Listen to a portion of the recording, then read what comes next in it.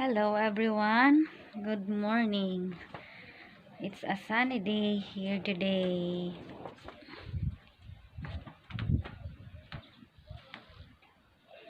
May 17. Special ang araw at date. Kung walang COVID-19, ngayong araw na to ay may parade, malaking event. Sa mga taga Norway, halos nagsusuot sila traditional clothes nila. Saka yung mga iba't ibang school nagpaparade. Halos lahat ng bahay ngayon makikita nyo mamaya. Mag-iikot kami. Halos may mga flag sila na sarili sa kanilang bahay.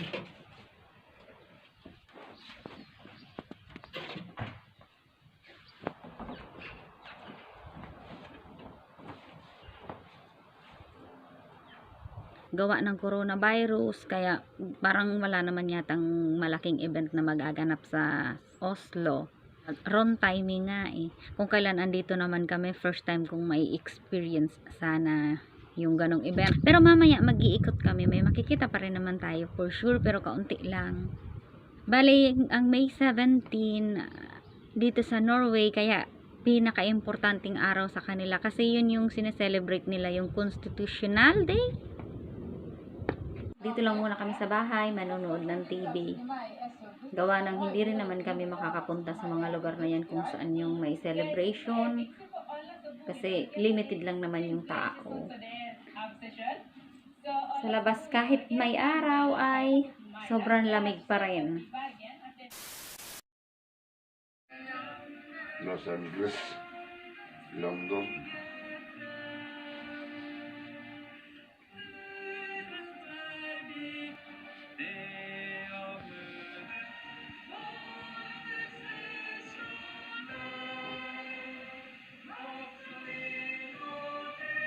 Fortsatt noen nordmenn i utlandet. Det er ikke alle steingodt her i dag, men allikevel god stemning. Og her på den grønne gressmatta så er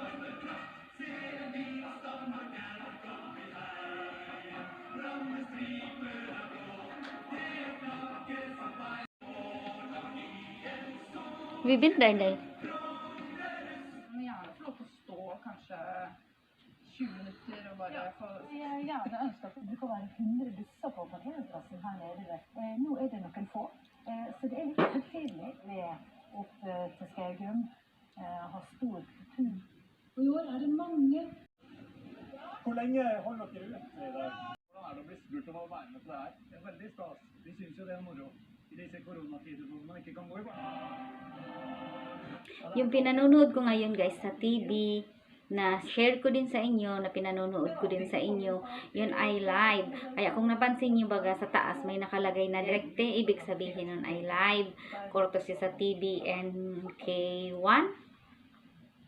Kaya kahit pa paano, nagka-idea kayo kung ano meron kapag May 17 dito sa Norway. Yung mga pangyayari na yan, ngayon talaga siya. Nga lang, medyo malalayo yung lugar na yan kung saan may mga ganap dito sa lugar kung asaan ako. Kaya hindi naman basta-basta makapunta doon para makapanood ng live. Pero kung wala talagang COVID-19 sa Oslo, sa sentrum, ayun, may ganap doon. Halos doon ang bonggang selebrasyon kapag May 17.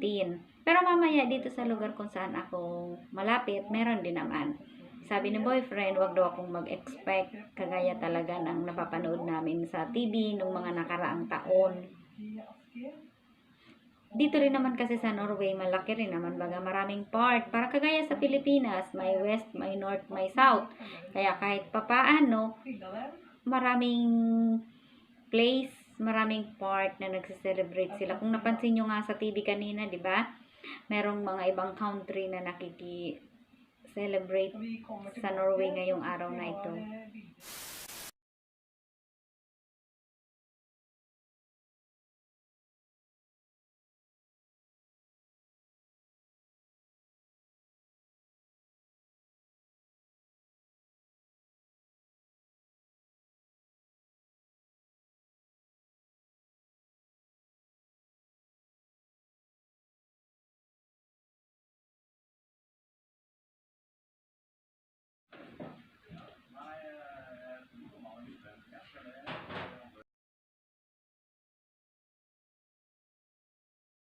5 hours later. Hello guys, good evening. 7:30 na dito sa Norway. Kagigising ko lang. Pasensya na nga pala kasi hindi na kami nakaikot kanina, hindi na kami nakalabas ng bahay. Gawa masama yung pakiramdam ko. Natulog na lang ako maghapon. Kaya ayun, hindi ko sa inyo naipakita maski simpleng event na meron dito sa Norway, malapit sa place kung asan ako ngayon. Sa susunod na lang, maybe next year.